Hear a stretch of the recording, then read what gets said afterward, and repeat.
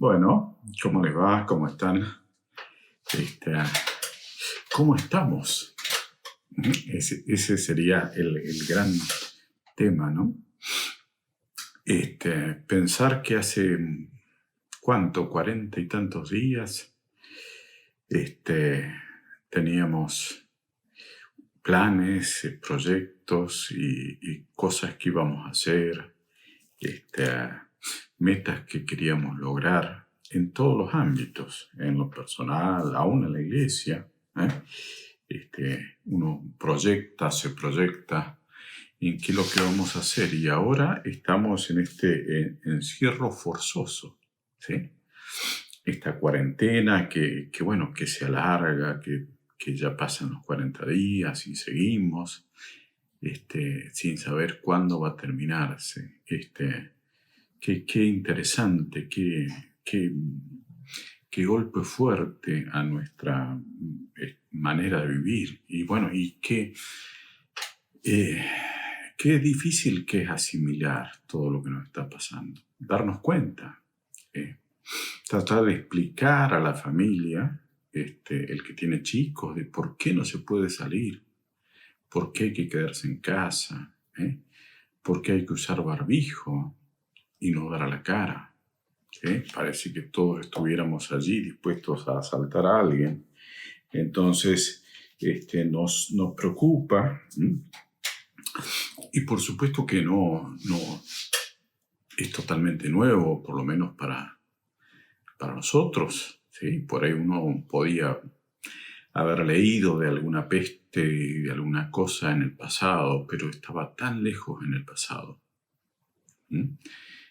que no pensamos que nos llegaría a nosotros. Y bueno, aquí estamos, con una pandemia, con una cuarentena, con riesgo de ser contagiados, con miedo de ser contagiados y preguntándonos quién es la persona que se contagió, que escuchamos, que vimos, que dijeron en el gobierno que hay uno más.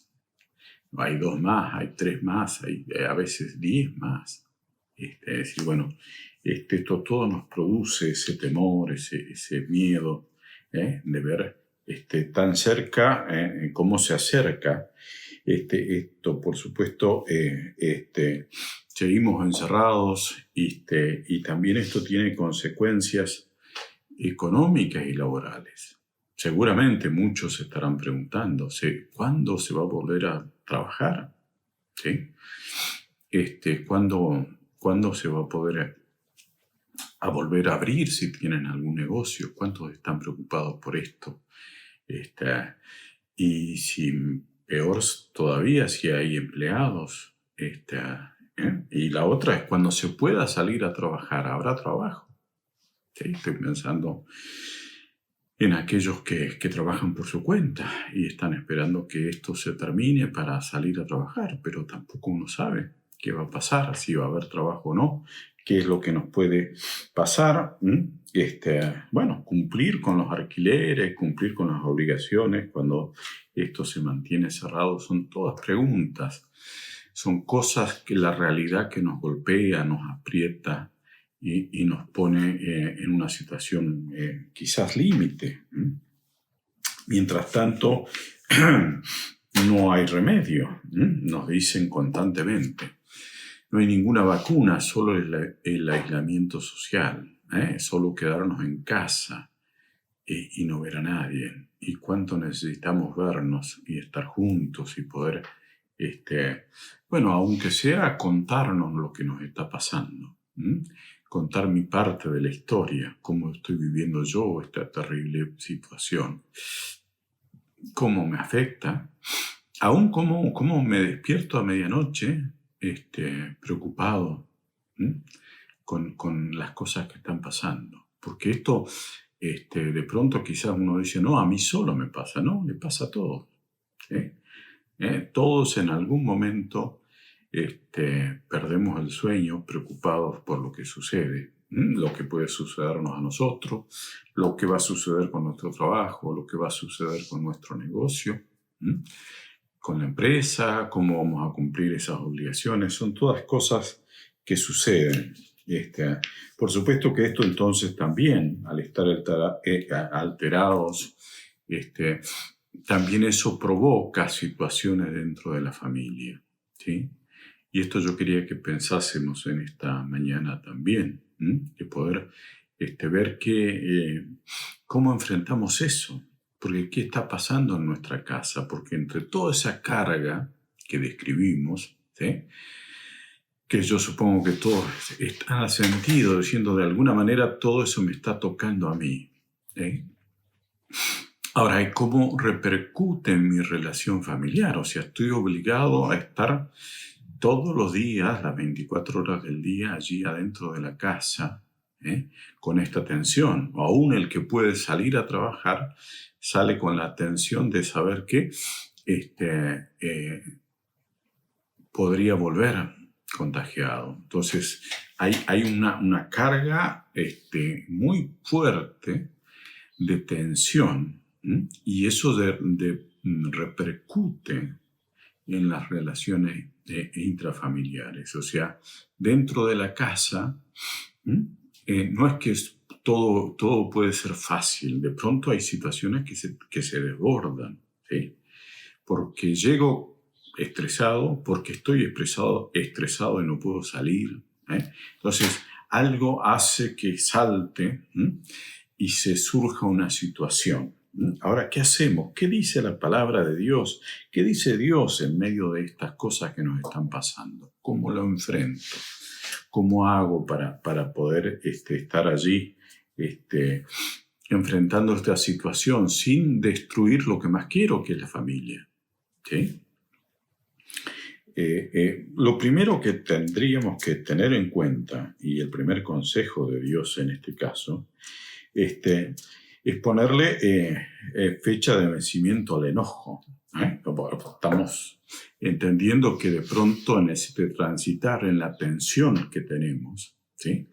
Nos enojamos, bueno, seguro que con algunas cosas que pasan afuera, y eso repercute con cosas que pasan adentro. El primer consejo de la palabra de Dios lo encontramos allí en Efesios capítulo 4, el verso 26.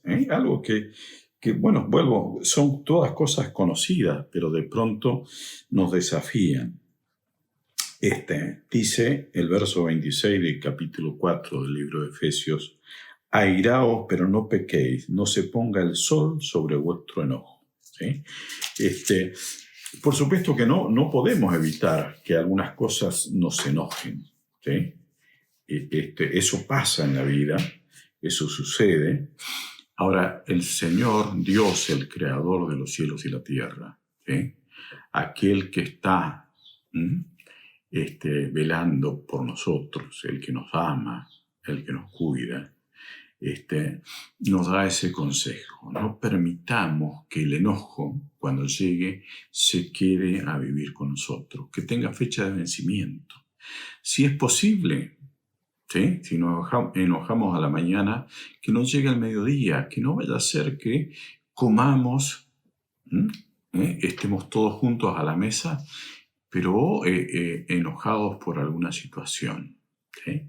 Y si esto fue a la tarde, el texto es totalmente oportuno. Airaos, pero no pequéis. No se ponga el sol sobre nuestro enojo. Entonces, enojo con un horario de vencimiento, ¿sí? No permitamos que ninguna cosa que nos enoje quede pegada allí, sino que podamos sacarnos ese enojo, evitar que eso nos estropee esa relación familiar y esta relación con la familia que tanto amamos y tanto queremos. Debemos entonces buscar que esto suceda. Pero por supuesto sería mejor si nosotros lográsemos obedecer el consejo de Dios que está allí en el libro de Santiago, ¿sí? Ese consejo de Dios para nosotros, en Santiago capítulo 1, verso 19, dice la palabra de Dios: por esto mis amados hermanos, todo hombre sea pronto para oír, tardo para hablar y tardo para airarse, lentos para hablar y lentos para enojarnos, y sí rápidos para escuchar. ¿Cuántas cosas, conflictos se solucionarían si nosotros le diésemos lugar a Dios y a sus consejos en nuestra vida cotidiana? Si fuésemos siempre dispuestos a escuchar, ¿sí?, antes de estar respondiendo y mucho menos reaccionando con enojo. Entonces, si logramos que eso sea una realidad, vamos a evitar esos conflictos y esas situaciones difíciles en nuestra vida. No permitir entonces que el enojo nos controle, que sea él el que maneje esa relación, que nos ponga en situaciones que es difícil de volver, ¿sí? Porque desde allí, desde que nos enojamos, ¿no? Porque ojalá siempre el enojo simplemente sea un momento de malestar que se soluciona, y no que se transforme en palabras hirientes que ofenden, ¿sí? Que eso no suceda en nuestros hogares. Es lo que Dios quiere, es lo que Dios enseña, y es el peligro que uno corre cuando está tanto tiempo junto. Puede aflorar alguna cosa. Entonces, no debemos permanecer enojados, y no hacerlo es una decisión, ¿sí? Esto yo puedo decidir, debo, en obediencia a Dios, decidir que el enojo no haga raíces en mi vida, que el sol no se ponga sobre ese enojo. Yo tengo que decidirlo, porque si dejo que el enojo maneje mi vida, por supuesto va a quedarse para siempre. Va a encontrar todas las razones, todas, para permanecer así. Y después que permanezco, decido hacer daño con las palabras y aún daño físicamente, que lamentablemente sucede y está sucediendo mucho en nuestra sociedad hoy. Que eso no pase en nuestras vidas es una decisión que debemos tomar cada uno.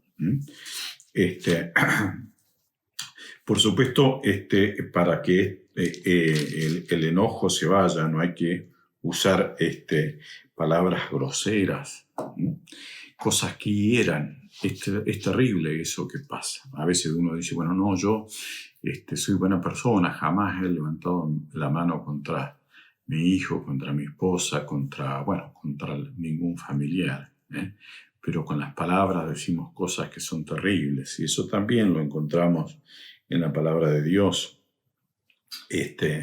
ya que nos desafían a no decir nada hiriente. Seguimos en Efesios capítulo 4, pero en el verso 29 dice la palabra que ninguna palabra corrompida salga de nuestra boca, sino que la que sea buena para la necesaria edificación, a fin de dar gracia a los oyentes, ¿sí?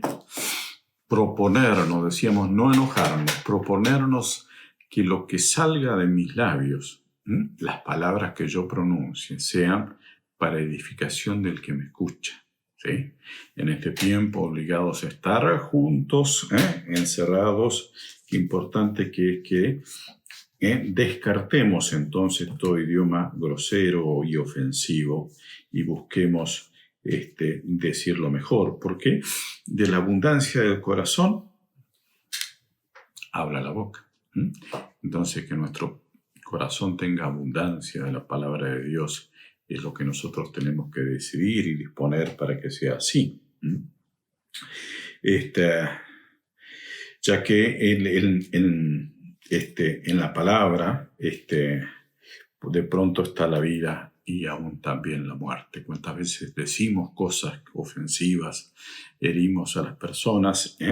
Decir, bueno, no, yo dije, bueno, se me escapó, dije sin querer. Bueno, debemos ser vigilantes de cada una de las palabras que decimos para que de esa manera seamos de bendición a nuestra familia en primer lugar, y por supuesto cuando no estamos, cuando esto termine, fuera también, cuando estemos de vuelta en el trabajo, podamos hacerlo. Recordar que allí en Proverbios, hay tantas preciosas enseñanzas en Proverbios. En el capítulo 15, el verso 1 dice que la blanda respuesta quita la ira, mas la palabra áspera hace subir el furor. Que el Señor nos dé a nosotros siempre blandas respuestas, así no hay ira en esto, en ninguna de nuestras relaciones. Por supuesto, la solución es poder perdonar, poder estar dispuestos a dar ese perdón. Sí, seguramente en todas las relaciones habrá cosas, alguien comete una falta. Y nosotros debemos ser generosos en perdonar. Eso es un requisito de la vida cristiana. Perdonar. ¿Sí? Si a nosotros nos ofendieron, si otro fue el que inició esa relación, esa mala relación, seamos nosotros capaces de perdonar rápidamente aquello que nos ha ofendido. Efesios otra vez, capítulo 4, verso 32. Antes sed benignos unos con otros, misericordioso, perdonándonos unos a otros, como Dios también os perdonó a vosotros en Cristo. ¿Sí? Allí entonces la solución para cualquier conflicto que pudiese haber surgido en este tiempo, que nosotros podamos liberar el perdón. ¿Sí? No de estar allí recordando que me dijo, que no me dijo. Debemos ser comprensivos en las faltas de los demás y perdonemos toda ofensa. Comprendamos también, si yo me siento tensionado, si yo me siento complicado, si a mí me cuesta a veces dormir, seguramente le pasará lo mismo a mi esposa, a mi hijo, a cuántas personas vivan en mi hogar, a ellos también le pasan cosas. Yo debo ser comprensivo, no enojarme y perdonar rápidamente si la otra persona cae en alguna situación difícil en este tiempo. Vivir estos tiempos no es fácil, y debemos ser comprensivos con las personas que están a nuestro lado. Ahora, todo esto tiene lo más importante para enfrentar esta pandemia, para enfrentar este virus, el coronavirus, para enfrentar este tiempo de aislamiento, es buscar a Dios, ¿sí? De esto tiene que surgir de nuestras vidas la decisión firme y permanente de que Dios sea un Dios personal en mi vida. Tener eso que Dios ha prometido. Dice Jesús que Él ha venido para que tengan vida y la tengan en abundancia. ¿Sí? Y este es un momento también para vos que quizás, siempre supiste que existía Dios.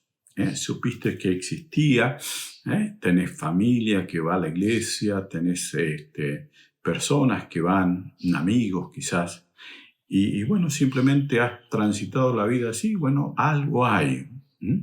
Dios quiere ser ese Dios que tiene vida y vida abundante y quiere darte la voz. Quizás este tiempo de pandemia, este tiempo de estar aislado, también sea un tiempo para poder abrir tu corazón a Dios y dejarle entrar en tu vida. No podés transitar solo. ¿Sí? Esto es demasiado duro, demasiado difícil, demasiado complicado para que vos con tu propia fuerza puedas salir adelante. Necesitamos la ayuda de Dios. La debemos buscar todos los días, pero hay que decidir creer. Hay que decidir entregarse a Él. ¿Sí? Esto es lo que yo quiero decirte, pedirte que lo consideres allí. En el libro de Hechos, tenemos a un carcelero que en un momento difícil, después de un terremoto muy grande, donde toda su seguridad, todo lo que él consideraba que era seguro se pone en riesgo.